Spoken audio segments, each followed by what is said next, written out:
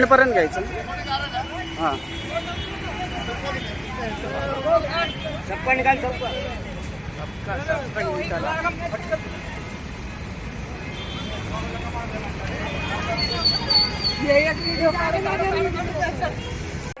हात फ्रॅक्चर वगैरे काही झालं तरी आम्हाला त्याचं जिम्मेदारी काहीच घेत नाही. काय अपघात झाला जिम्मेदारी घेत नाही. काही वेळेवर पगार देत नाही. सीओला कधी भेटला?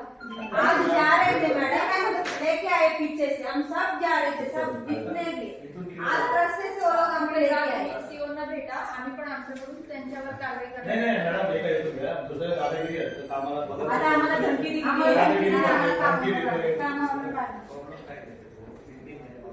पीएमचा उपाय वगैरे आणि यातलं कोणी जर काय बोलायला गेलं ना तर डायरेक्ट कामावून काढतो. काय होतं बोललेले काही काम असेल तुम्हाला माहिती परिस्थिती आणि यांना सगळ्यांना मुलांचं शिक्षण, घराचं भाडं, सगळ्या गोष्टी तर ही लोक कामाच्या मुळे कोणीतरी काय म्हणून थोडी पुढे यायला तयार होते.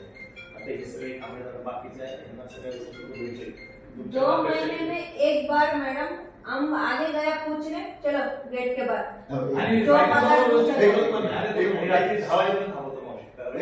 काम जर 5 ला संपलं असेल तर 10-11 वाजता पेमेंटला आम्ही 10 वाजता घरी जातो, 8 ला घरी रात्री पेमेंट सकाळी 6 ला सोडले.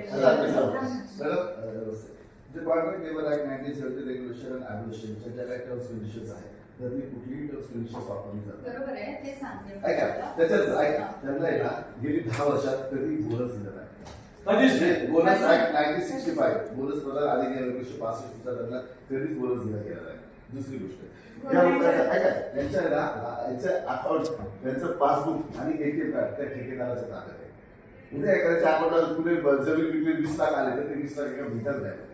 मला सांगा किती मोठा अन्याय. आपण नवरा बायकोकडे किंवा मुलगाकडे आई आपल्या एटीएम मध्ये पासबुक देत नाही पण हे घेऊन ठेवले.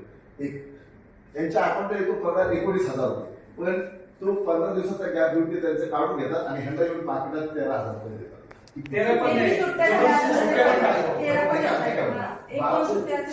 बाबासाहेबांनी संविधानाच्या तुम्हाला सर्व डिप्रेस क्लास असो किंवा कुठलाही क्लास त्यांना संरक्षणात्मक अधिकार दिले पण त्याचं पूर्णपणे उल्लंघन वायलेशन केलं जातं. जर हेच करायचं होतं तर मग बॉन्डेड लेबर ऍक्ट आपल्याला काय माहित होता?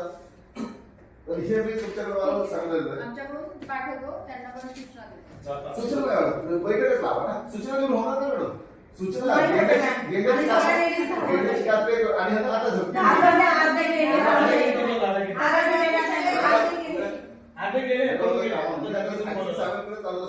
सीओ साहेबांच्याकडे आपण जाल. बैठक लावा. एक बैठक लावा.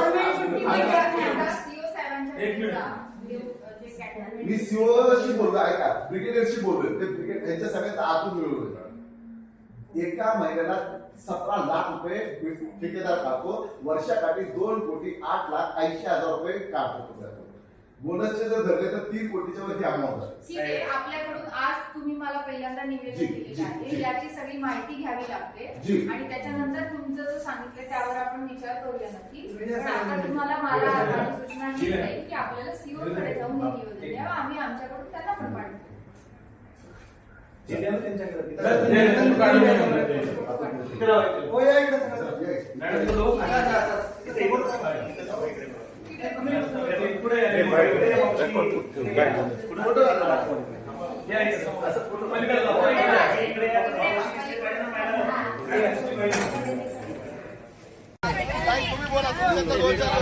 बोला.